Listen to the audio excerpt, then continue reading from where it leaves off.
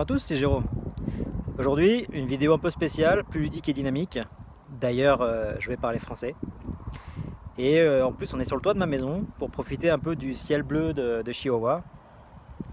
On est le 14 novembre et il a fait froid, mais maintenant il fait un beau ciel bleu et un petit 15 degrés, donc c'est sympa. Donc ne vous inquiétez pas, je mettrai des sous-titres en espagnol. Et aujourd'hui donc on va parler des clichés sur les Français. On va aussi démontrer d'où viennent ces clichés, parce que c'est bien beau d'avoir ces stéréotypes, mais pourquoi les Français, voilà, ils portent cette marinière, pourquoi ils sont grincheux, etc. On va voir ça tout de suite. Donc le premier cliché pour les Français, en fait c'est la tenue.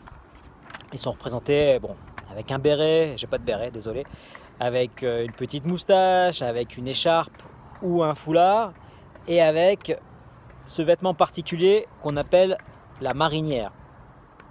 Alors d'où ça vient la marinière? En fait, ce sont les marins à la fin du 19e siècle qui portaient ce vêtement comme sous-vêtement.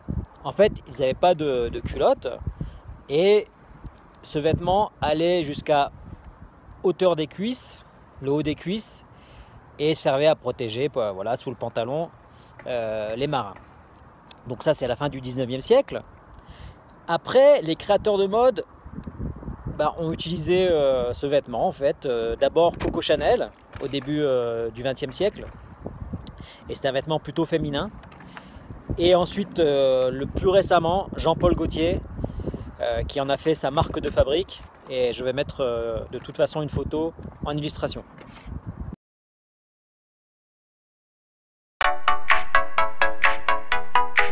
Le deuxième cliché qui vient à l'esprit, c'est la nourriture. Qu'est-ce qu'on mange, nous, les Français, en fait? Et on est souvent représenté donc avec une baguette, avec du vin et du fromage. Pourtant, notre gastronomie est quand même beaucoup plus sophistiquée, mais c'est un peu comme les Mexicains. Les Mexicains, vous avez une cuisine vraiment très variée, et on vous représente avec les tacos. Mais bon, c'est vrai que si vous parlez à un Français qui vit à l'étranger, la première chose qu'il va vous dire quand il va rentrer en France, sa première envie, c'est de croquer dans une baguette bien fraîche et croustillante. Alors voilà, c'est la preuve qu'on peut en trouver aussi au Mexique. Évidemment, on ne va pas faire des comparaisons, mais c'est vrai que la baguette française, c'est quelque chose. Pour accompagner la baguette, du fromage, là c'est du brie ou du camembert, c'est vraiment délicieux. En plus, on en trouve ici au Mexique sans difficulté, donc je vous conseille de tester. Voilà, je me suis fait mon petit pique-nique sur le toit avec du vin, voilà, une petite bouteille de vin que je montre ici. C'est vraiment très très bon, les choses les plus simples sont les meilleures, comme on dit, et donc je vous conseille d'essayer, c'est très facile à trouver au Mexique. Troisième cliché qui est pas le plus agréable pour nous, en fait, c'est les Français ne se lavent pas. Les Français ne se lavent pas, surtout au Mexique, on me l'a dit souvent, quand ma femme me présente à des amis, la première chose qu'ils disent, franchement, c'est est-ce qu'il a pris sa douche? C'est vraiment pas super agréable à entendre. Alors d'où ça vient? Et est-ce que c'est justifié, cette réputation un petit peu internationale? Alors d'où ça vient? Sans doute de l'époque de la cour de Versailles, où l'hygiène n'était vraiment pas terrible, et les nobles en fait se poudraient et se mettaient beaucoup de parfum pour masquer les odeurs. Les gens aussi à Paris jetaient leur urine et excréments par les fenêtres, donc voilà, franchement à cette époque là l'hygiène c'était vraiment pas super. Maintenant il y a deux études un petit peu contradictoires. Il y a une étude qui dit que les Français achètent moins de savon que les Anglais et les Allemands. Donc ça pourrait justifier notre sale réputation. Mais une autre étude qui dit qu'en fait on est dans la moyenne de tout le monde pour la douche, c'est-à-dire qu'on prend 7 douches par semaine, c'est-à-dire une douche par jour. Et que par exemple les Chinois, les Japonais et les Anglais en prennent eux 5 par semaine, donc moins que les Français.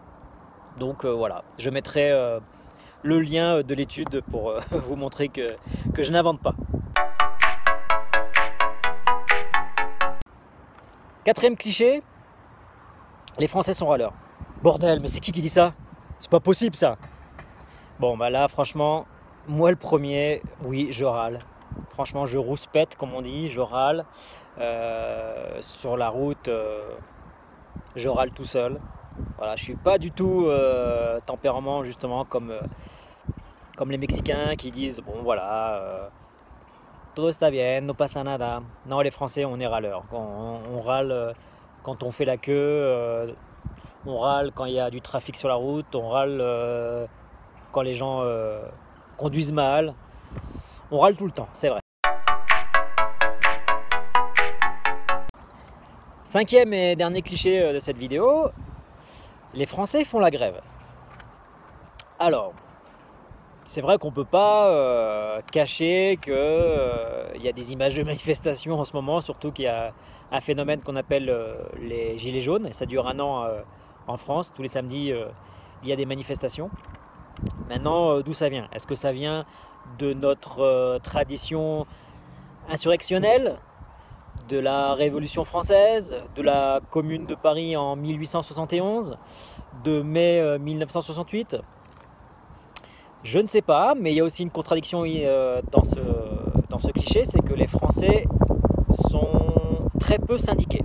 C'est-à-dire que les salariés français, le taux de syndicalisme est de 8%. Et c'est très bas par rapport à nos voisins européens, et c'est très bas même par rapport aux États-Unis. Donc ce cliché est peut-être vrai, mais il faut rajouter aussi que les salariés ouvriers français sont très productifs. Donc ça compense un peu. Voilà, sinon je peux rajouter que les Français sont les rois de la musique électronique. Je peux citer des DJ comme Bob Sinclair, Antoine Clamaran, le groupe Daft Punk, David Guetta évidemment, M83, Dimitri from Paris. On est très fort en haute couture, en parfum. Voilà, c'est tout pour aujourd'hui. Une vidéo un petit peu hors série par rapport aux vidéos un peu plus calmes d'apprentissage du français. Si tu veux me suivre, eh bien, souscris à ma chaîne. Tu peux également me suivre sur ma page Facebook Classes Frances Chihuahua. Tu peux actionner la cloche pour savoir si une nouvelle vidéo arrive. Je fais les leçons un peu progressivement, donc tu peux suivre mes vidéos pour apprendre le français depuis le début. À très bientôt, au revoir.